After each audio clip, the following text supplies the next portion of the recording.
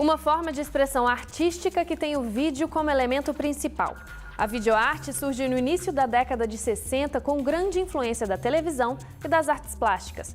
O alemão Wolf Fostel, autor de Sun in Your Head, e o sul-coreano Namjoon Paik são pioneiros dessa arte. O lançamento da primeira câmera portátil de vídeo, a porta-PAC da Sony, em 1965, impulsiona a videoarte no mundo.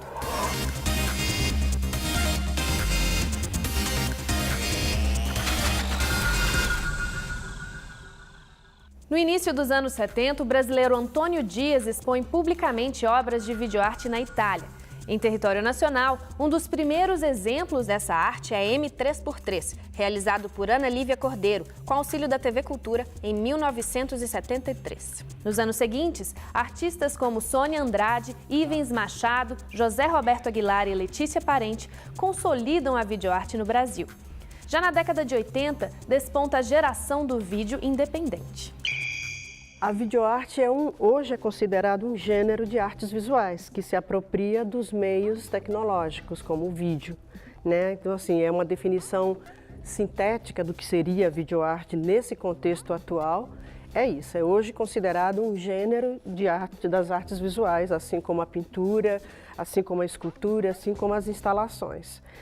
O vídeo, a videoarte, né, é uma expressão era um movimento que nasceu lá na Europa e nos Estados Unidos na década de 60, no momento em que surgiram as primeiras câmeras de vídeo. Alguns artistas, esses artistas menos convencionais, os artistas mais experimentais, se apropriaram desse suporte para experimentar e para produzir obras, em geral, relacionadas ao cinema naquele momento e à televisão, porque era a referência que existia para eles, mas já tentando um pouco contrariar esses padrões vigentes do próprio cinema e da televisão, né? Então era um meio para experimentar bastante e tensionar um pouco esses limites das artes visuais. O termo videoarte, ele é bastante questionável sobre alguns aspectos, né? Eu gosto do termo, especialmente porque ele indica uma ideia de que há uma outra arte além da arte, de que há uma especificidade da arte ou de que há uma arte que é um desvio da arte. Esse aspecto me interessa muito. Isso me ocorre até um poema do Décio Pignatari, que chama-se Interessere, dos anos 70, acredito. E ele diz: o que interessa na arquitetura é o que não é arquitetura, o que interessa na música é o que não é música, o que interessa na arte é o que não é arte. Então, o que me interessou desde o início, né, quando eu comecei a entender ou pesquisar e me ver fazendo o que seria chamado de videoarte, era exatamente essa possibilidade de fazer algo que está numa certa margem, que está numa zona fronteiriça. Uma arte que utiliza meios de comunicação, ou os meios de comunicação que não são mais meios de comunicação e passam a ser do domínio da arte. A videoarte, ela nasce realmente, literalmente, do vídeo. E o vídeo é o quê? É TV, né? Televisão é vídeo. Então a videoarte, ela nasce no momento em que os artistas como o Paik, o Namjoon Paik, estão pesquisando formas plásticas de sair da imagem figurativa da televisão. Ela passa a ser uma imagem abstrata justamente por interferências nessas imagens. Então, o clássico da interferência é a exposição do Paik, que ele coloca ímãs nos aparelhos de televisão. E aí ele interfere nessas imagens. And we have to think from the bottom, not from the result. Um delay grande da história da videoarte do Brasil para a história da videoarte como ela surgiu nos Estados Unidos particularmente. Existe um momento na década de 70 que alguns artistas visuais, artistas plásticos, como se chamava na época, que se apropriaram do vídeo, mas era um momento que não existia câmeras acessíveis no mercado, porque só existiam as grandes câmeras para televisão. E tem uma figura que é fundamental para entender a história da videoarte no Brasil, é o professor Walter Zanini.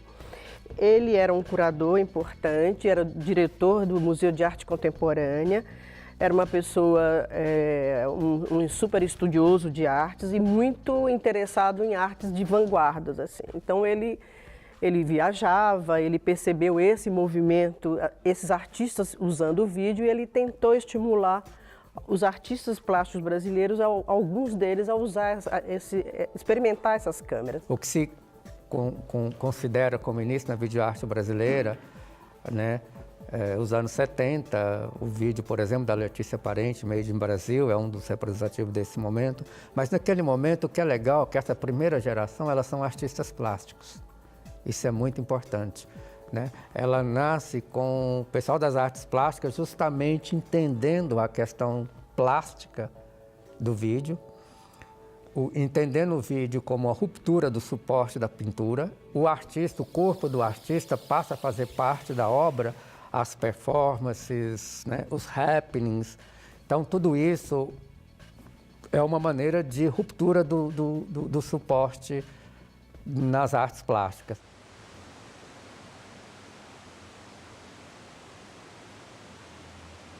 Essa produção continuada, que a gente entende como a produção de videoarte brasileira, ela surge na década de 80, com o surgimento, com a disponibilidade das câmeras domésticas no mercado. Então tem toda uma geração aí que, diferente do que aconteceu nos Estados Unidos, que eram já artistas visuais, que se apropriaram desse novo meio, aqui no Brasil foi um pouco diferente dessa geração dos anos 80 para cá.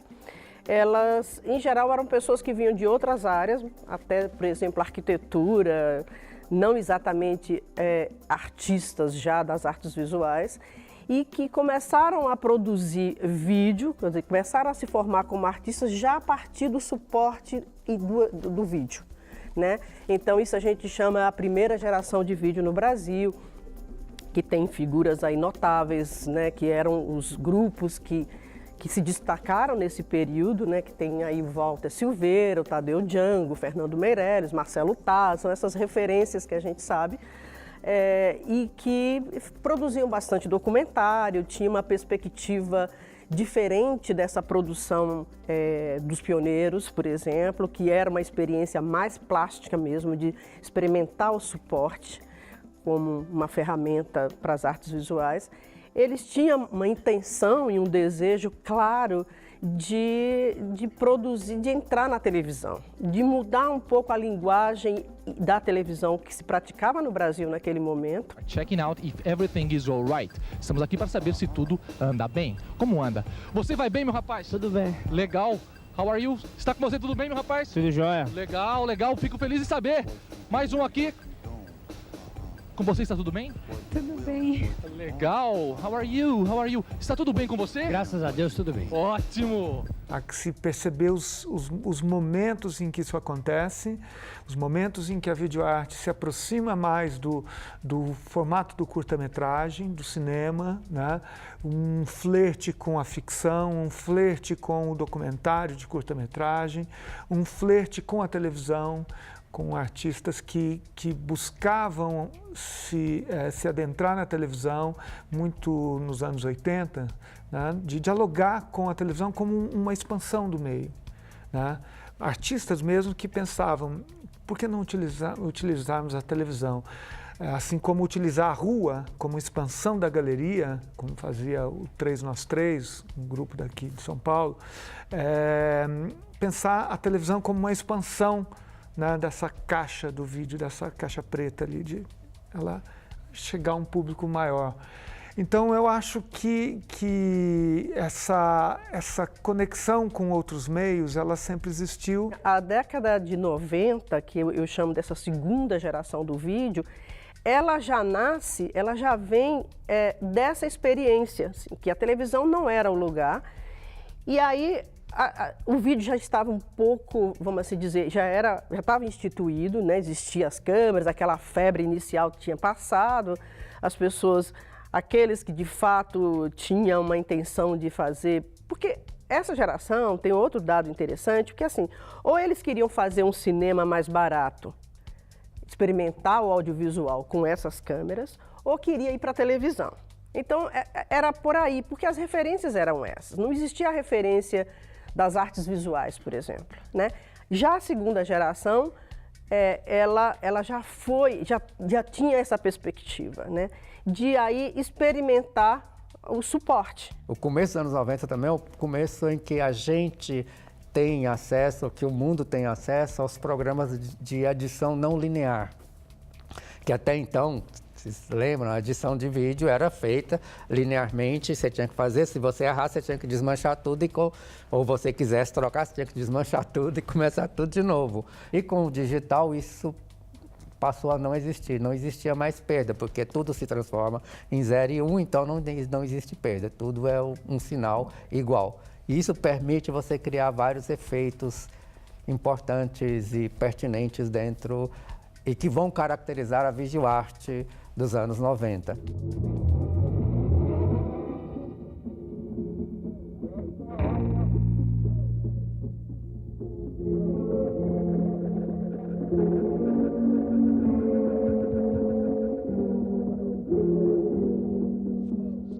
Eu acho que pode ser correto dizer que ao longo dos anos 90 o vídeo se aproximou das narrativas mais íntimas, de uma micropolítica, né?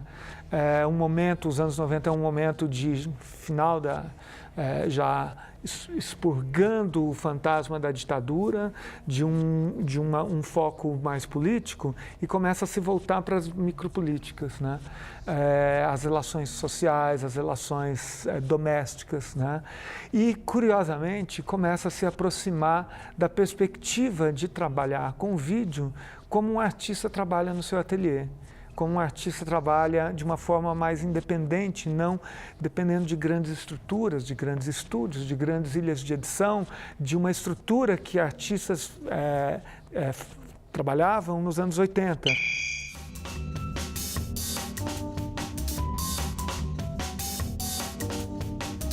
Eu acho que a videoarte me atrai de alguma forma pela possibilidade de lidar com uma imagem em movimento e fragmentar ela, e cortar ela, e construir espaços com ela. O vídeo, como ele consegue capturar muitas coisas, eu acho que ele é uma forma de arte muito híbrida, então ele serve para qualquer ambiente. Acho que o bacana da videoarte é que ela não tem um lugar ideal. O lugar ideal é onde o artista achar que deve, assim. Acho que a visibilidade é bem maior se fosse um lugar público, totalmente assim, tipo, na rua, no metrô.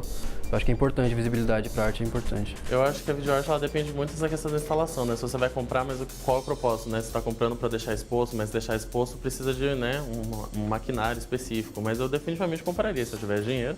Acho que esse trabalho, ao lado de outras pinturas, eu colocaria. A internet consegue, de alguma forma, encontrar esses vídeos em algum lugar e não faço questão de comprar. Eu acho que, não sei, ia parecer que é uma pessoa que mora comigo, sabe? É meio estranho, assim. Melhor que um quadro pra mim, né? Tem movimento, melhor que ficar quadro parado lá. O desenvolvimento tecnológico e a chegada das novas mídias renovam o cenário da videoarte no Brasil e no mundo. A arte que nasce subvertendo o uso comercial da televisão, hoje utiliza os mais diversos meios digitais e eletrônicos.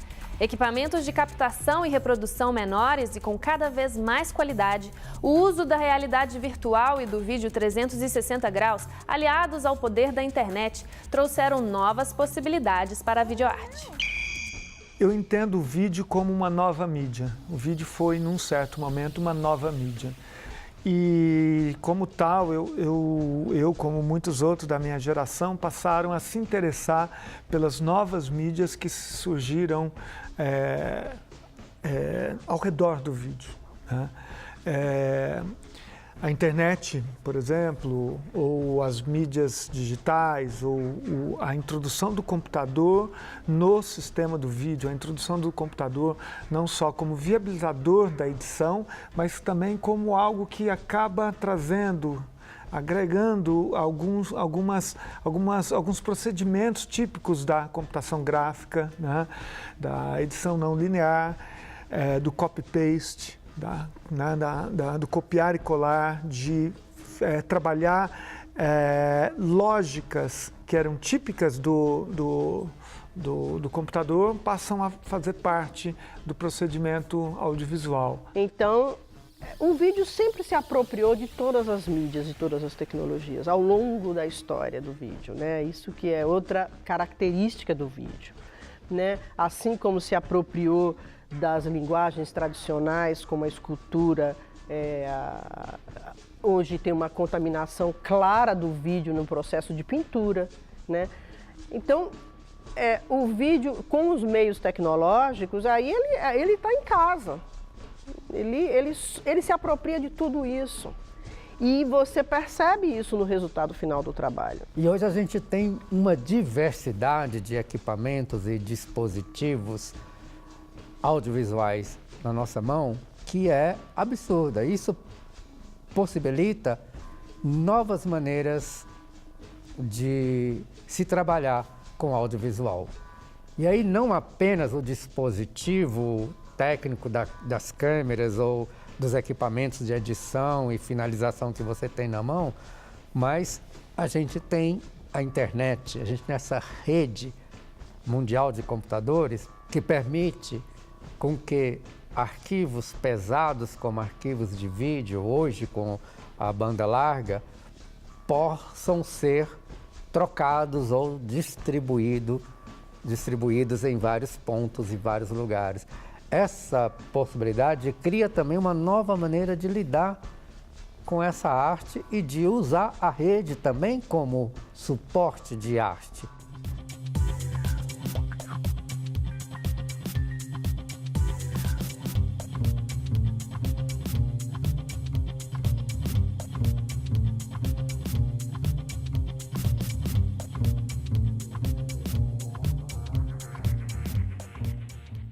O cinema está para o romance, o vídeo pode estar para a poesia, para a estrutura poética, né? Então, o meu pensamento era motivado por se fazer um outro tipo de cinema, um cinema que pudesse lidar com estrutura de síntese típica da poesia, né? De uma certa métrica, pensar o vídeo como um soneto e não como um romance, né? Que é a ideia por trás do cinema que atravessou o século XX, pautado pelos romances do século XVIII e XIX. Né? O vídeo tinha essa perspectiva de lidar com essa estrutura sintética. Então, o vídeo que foi me interessando nos anos 90 era essa perspectiva de construção poética. Então, a videoarte sempre esteve nesse entrelace com outras artes, né? A arte com vídeo, ela nasce nesse entrelace com outras formas de arte. E a poesia é uma delas. A poesia sempre esteve junto com o vídeo. E alguns formatos chamados de vídeo-poemas ou vídeo-poesia se consolidaram e nós tivemos vários artistas trabalhando com isso. Para mim, é a expressão mais verdadeira da cultura brasileira. A alma saiu sob a forma de ave escondida no último suspiro. O Vídeo Brasil, que é esse festival de arte contemporânea que eu faço com o Sesc São Paulo, ele era um festival que nos primeiros 20 anos dele era um festival para vídeo. Né? Começou como um festival para vídeo nacional, identificar essa produção, mapear, depois criar um espaço específico para o vídeo, porque naquele momento era necessário, né? Criar um lugar, porque não tinha nem na televisão, nem nas galerias, então era necessário ter esse lugar. Depois que o vídeo vai mudando, e o festival se internacionalizou, abria as inscrições para artistas de outros lugares do mundo, muito para facilitar essa informação sobre vídeo aqui no Brasil. Mas, claro, com o tempo, prestando atenção em tudo que está acontecendo no cenário das artes, foi necessário abrir o festival quando o vídeo já não é mais uma questão. Puxa, um trabalho em vídeo, né? O vídeo é uma experiência artística, ponto.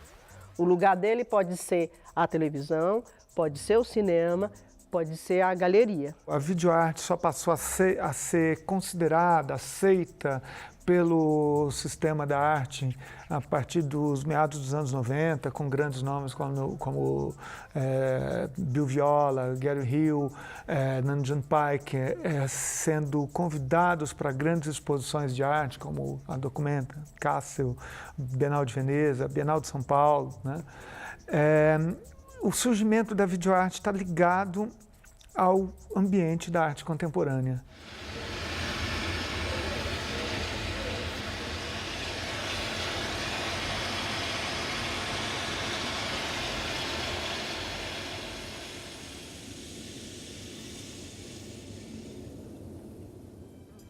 Hoje, o mercado de arte, o que ele faz com as obras em vídeo, ou a videoarte? Ela faz, ela aplica a mesma prática que se faz para gravura ou fotografia, que você faz aquela cópia de artista, que é o tal PA, e você faz apenas 5 ou 10 cópias para ser vendidas. E depois disso você guarda, tranca a master numa caixa forte, porque ela não pode ser mais reproduzida. Mas é um equívoco.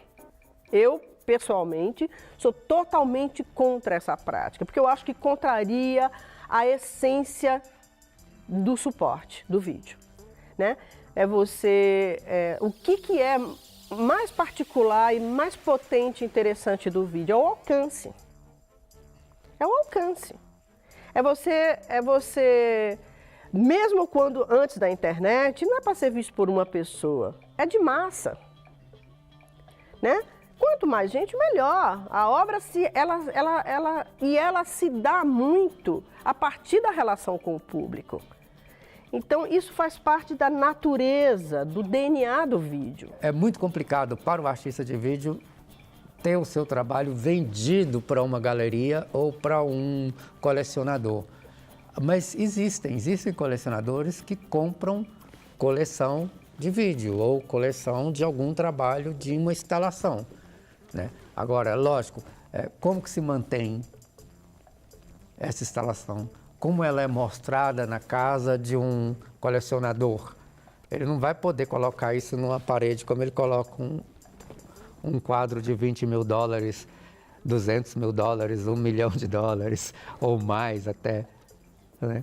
Como se mantém isso? As artes de vídeo, as artes que usam de tecnologias, a gente tem até uma expressão, né, como mídias mortas.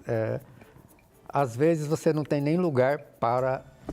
Não existe mais o dispositivo físico que toque aquela mídia e muito menos o dispositivo do software que faz com que aquilo funcione. O sistema da arte está ávido por essa novidade e ele é cruel nesse sentido, porque essa novidade apaga também pesquisas duradouras, ela apaga o entendimento de um corpo de obra que vem permeando essas mídias ou vem sobrevivendo às mídias. Porque as mídias também nascem e outras morrem. Então, muitos artistas se fixaram em mídias que vêm, que de um momento para o outro deixam de existir. Deixa de existir também um pouco da memória desse artista, da produção dele, porque é muito difícil de manter, de fazer, continuar existindo determinados trabalhos que não conseguem migrar de um meio para outro. Um novo meio muitas vezes não consegue emular um meio anterior, né? Mas há uma conexão entre esses meios.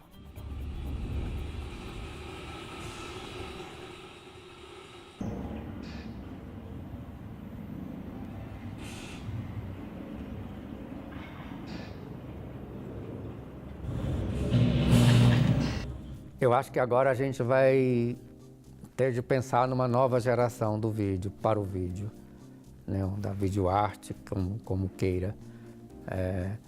Por exemplo, eu tenho um laboratório na USP, eu coordeno um laboratório que chama Lab Arte Mídia.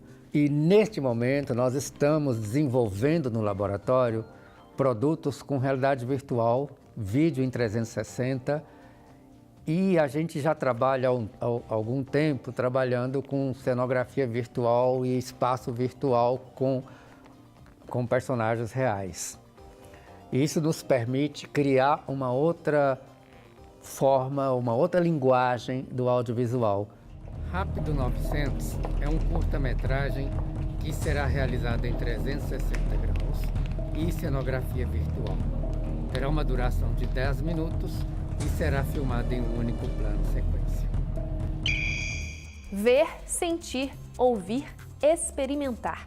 A videoarte abrange as mais diversas expressões artísticas e permite explorar todos os nossos sentidos. Com o uso de recursos tecnológicos imersivos, suas obras podem ser ainda mais viscerais. Seja em museus ou galerias, na televisão, no computador ou no celular, a videoarte transcende o espaço, o tempo e o suporte.